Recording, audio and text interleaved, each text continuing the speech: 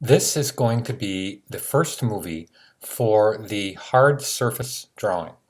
The hard surface drawing is pretty much painting an iPhone, and I am going to update the previous class's iPhone 4 illustration. But I wanted you to see in the um, syllabi, or the first day handout, where the hard surface drawing is worth 9 points, and it is due in the week of October 8th. Now you realize that by October 18th you may not have this finished, okay?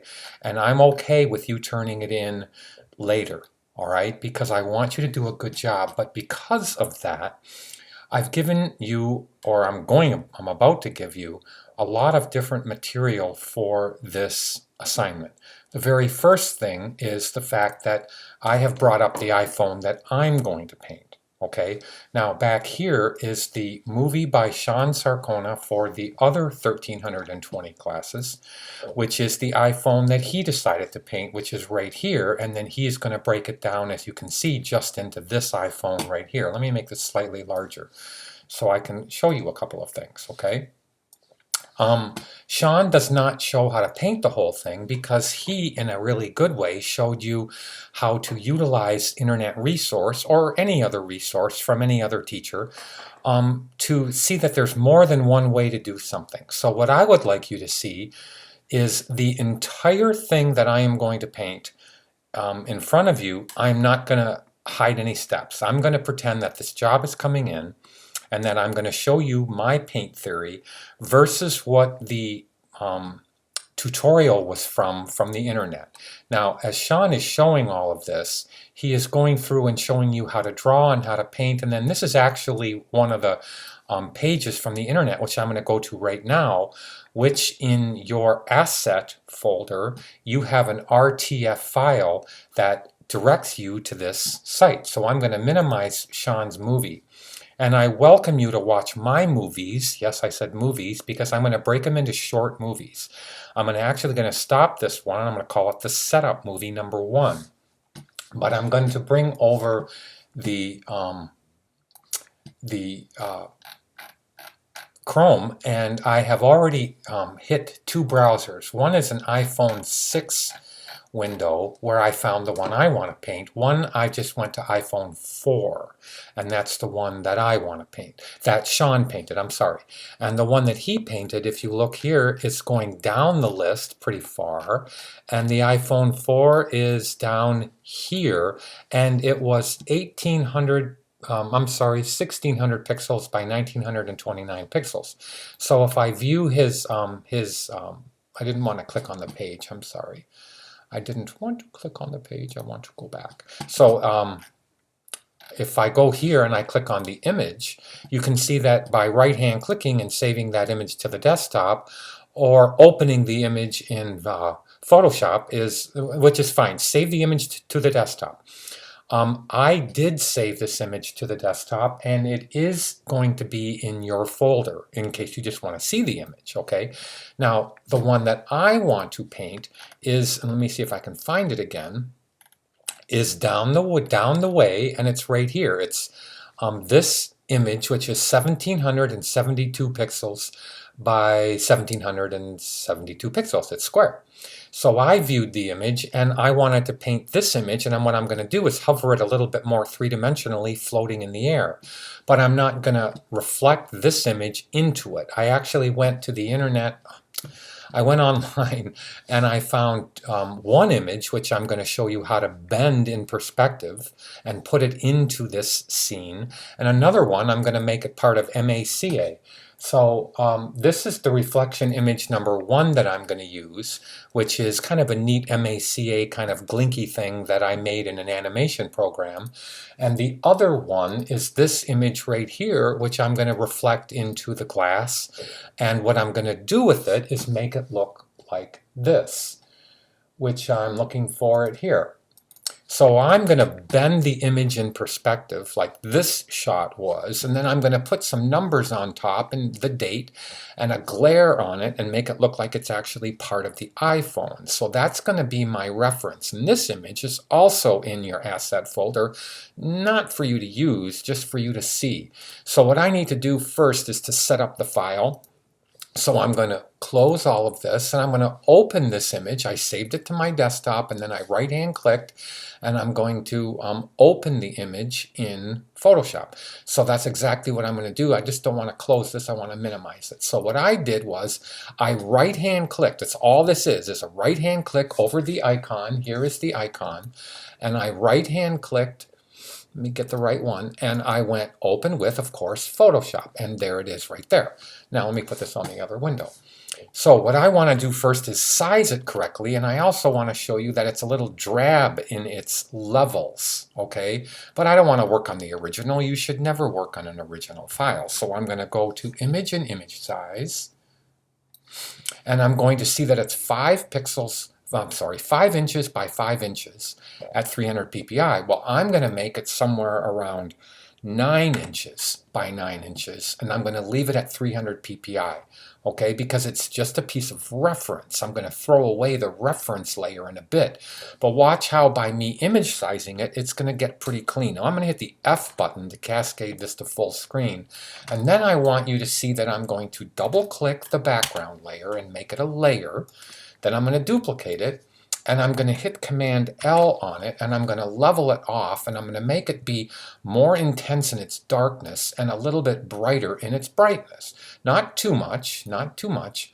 I usually don't like to go more than 20 points to one side of this and 20 points inside to the other from the white. So I'm going to show you the difference in what I had. There's what I had, which is a little drab and gray. There's what I have. I'll pick up the highlights just a little bit more, and I'll pick up the dark just a bit more.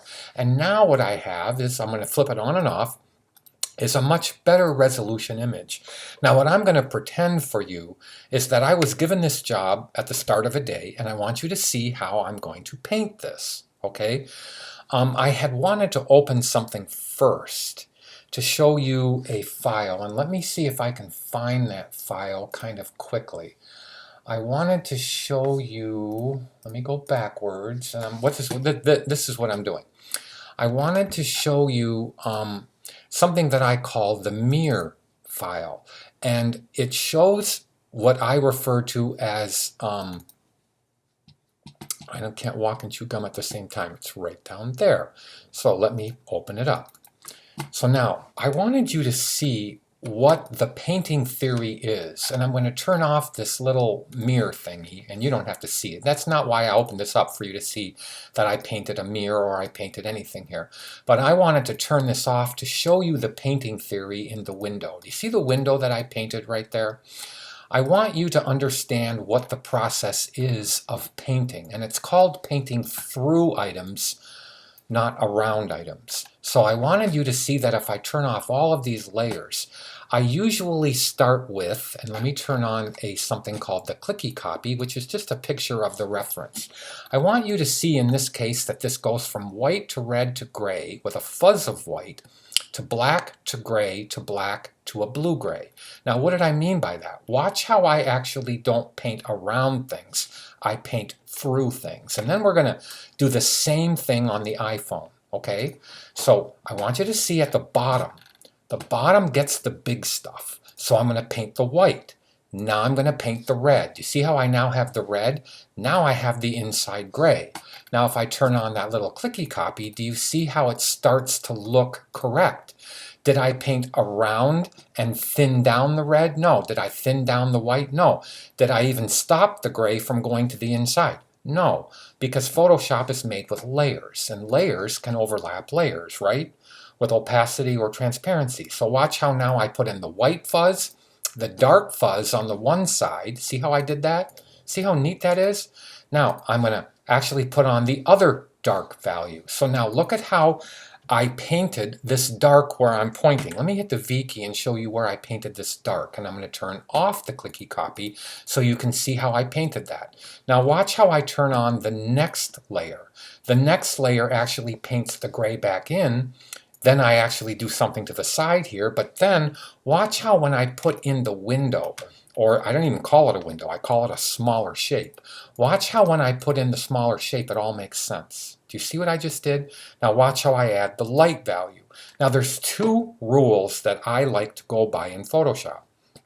Don't paint around something for the most part, and for every new color, use a new layer. Now would you repeat that?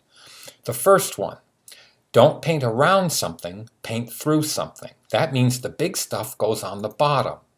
The little stuff goes where? On the top. Now you don't paint around something, you paint through something. And the next thing is that one color is on one layer. Now what if the art director got this window and said, I don't want it so bright on the bottom? Do you see how I could have not had to start over? Even though this is a simple thing that I did, look at how I could have clicked on layer 20, which is the light color, and I could have just killed the opacity on it, or more, or more, or more, or less, or more, or less. See how much power you have when you deal with one color on one layer. Now, let me close that because this isn't about painting a window, it's about painting this. But this isn't any different. Okay, you can see how this goes from a black to a lighter value to a deep black to a gray to a black and then to an inside gray, and then my picture goes on there. Well, that's exactly how I'm going to paint this. Okay, so let me go back to image and image size. We are ready to go. We have made, when you go get your phone, it doesn't have to be this phone, make it about 8 by 8, 9 by 9, just don't make it 20 by 20 at 300 ppi, and definitely don't make it too small, like at 2 inches by 2 inches at 300 ppi. Try to keep around 7, 8, or 9 inches on the width, and 300 ppi on the resolution. Now what is 9 times 3? So if I go to pixels, you're going to see that 9 times 3 is 2700. So doesn't matter if I'm dealing in pixels or inches, you can do the math. So please, that's exactly how I want you to set up your file. Now, look at how I have two of them on top of each other. Now, this is what I'm going to do. I'm going to duplicate the top one, and I'm going to name it Clicky. Now, that one's going to stay at the top of my file, okay? Now, what I'm going to do is put a whole bunch of layers between Clicky and the reference. Do you see how I did that? Now, all my painted material, big stuff on the bottom, right? Little stuff on the top, right? That's going to be how I paint. Now, I'm going to do everything in front of you, meaning I am going to paint this, draw this, and do everything in front of you. So you can see through about 3 movies or 4, probably 3, I don't know, that's exactly how I'm going to paint this. But I wanted you to see the techniques that I use. In some cases, and I'm going to end it with this. This is the online site that the other guy used. Let me click back to this and minimize this screen here. And then let me click to this and bring up the tutorial site that the man used. And this is it. This is what he painted. Now, he uses some techniques which I thought were pretty cool. Dodging and burning is great. And he uses a lot of layer blends, and he uses a lot of, by clicking the layer and getting to the layer window, I don't know if it's on this page. Yes, to get into the layer styles window and then to use a lot of gradient overlays and everything else, that's all well and good. Like here's a selection for the side of his iPhone. And what he does is he creates a gradient for it. You see where I'm circling? There's the gradient for it. And then he just stretches the gradient from top to bottom. That's all great. And there's a whole bunch of ways to do it. And I'm not saying he's wrong or I'm right. There is no wrong or right. What is most productive and what is the best to edit later, to me, is the more efficient. That's all it is. If his turns out good, mine turns out good, and yours turns out good, then if we use 3 different methods to get there, that doesn't mean that any of them are wrong.